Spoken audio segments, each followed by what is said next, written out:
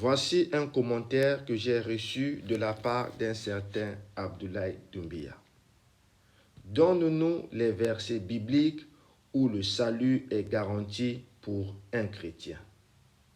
Cette question, je l'ai entendue à maintes reprises. L'idée derrière cette question, c'est que Abdoulaye Doumbia veut voir de manière explicite, clairement écrit mot à mot, que le chrétien a la garantie du salut. Cette question montre la mauvaise foi et l'inconsistance de certains musulmans, dont Abdoulaye Doumbia. Pourquoi je le dis?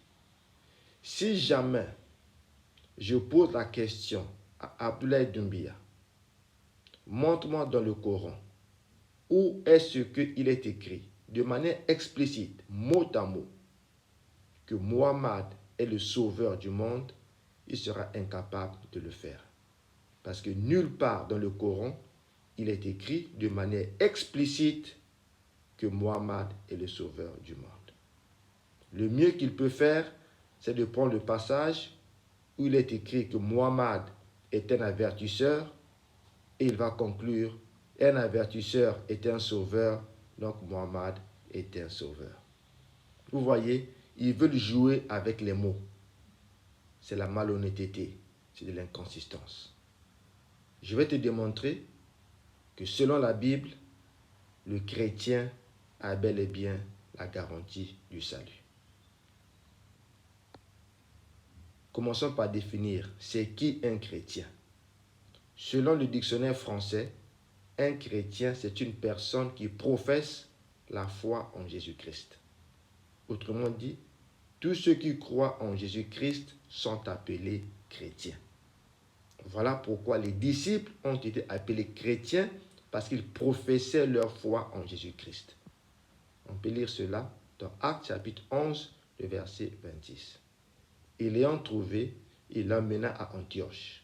Pendant toute une année, ils se réunirent aux assemblées de l'Église et ils enseignèrent beaucoup de personnes.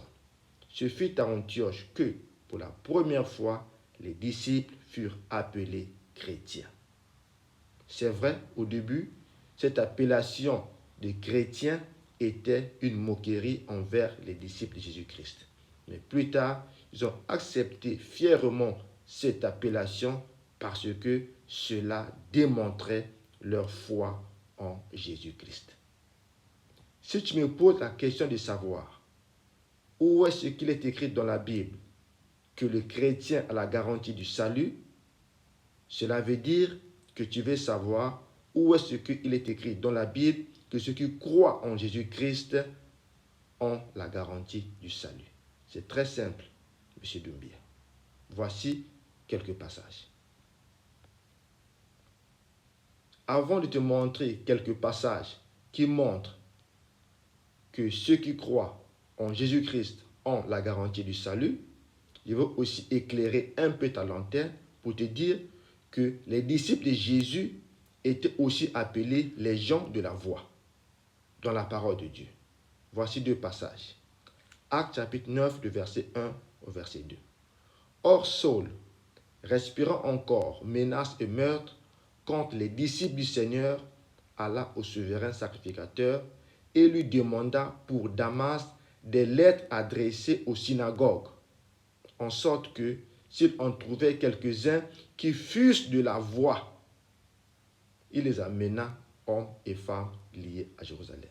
Donc les disciples étaient appelés aussi les gens de la voix. Actes chapitre 24, le verset 22. Mais Félix, ayant plus exactement connaissance de ce qui regardait la voix, les ajourna, disant, quand le chiliarque Lysias sera descendu, je prendrai connaissance de votre affaire. Ceux qui croient en Jésus sont chrétiens et ont la vie éternelle. Marc chapitre 16, du verset 15 au verset 16. Celui qui croira et qui sera baptisé sera sauvé. Croire en qui? Croire au Fils de Dieu. Donc celui qui croit au Fils de Dieu et qui sera baptisé sera sauvé. il a la garantie du salut. Ceux qui croient sont appelés chrétiens. Donc les chrétiens ont la garantie du salut. Mais celui qui ne croira pas sera condamné. Celui qui ne croira pas au Fils de Dieu, comme toi, Doumbia, tu as la garantie de la condamnation. Puis il leur dit, allez par tout le monde et prêchez la bonne nouvelle à toute la création, pas seulement aux Juifs. 1 Jean chapitre 5, versets 11 à 12. Et voici ce témoignage. C'est que Dieu nous a donné la vie éternelle. Tu vois ça, Doumbia? Dieu nous a donné la garantie du salut, ce qu'on appelle la vie éternelle. Et que cette vie est dans son Fils. Celui qui a le Fils a la vie. Tous ceux qui ont le Fils, tous ceux qui croient au nom du Fils de Dieu ont la vie. De quelle vie il parle? De la vie éternelle. Celui qui n'a pas le Fils de Dieu n'a pas la vie. Doumbia, tu n'as pas le Fils de Dieu, donc tu n'as pas la vie. Tu n'es pas sauvé. Tu n'as pas la garantie du salut. Je vous ai écrit ces choses afin que vous sachiez que vous avez la vie éternelle. Qui? Vous qui croyez au nom du Fils de Dieu. Ceux qui croient au nom du Fils de Dieu sont appelés chrétiens. Et ils ont la garantie du salut. Alors Doumbia, donne ta vie à Jésus. Et toi aussi, tu auras la garantie du salut.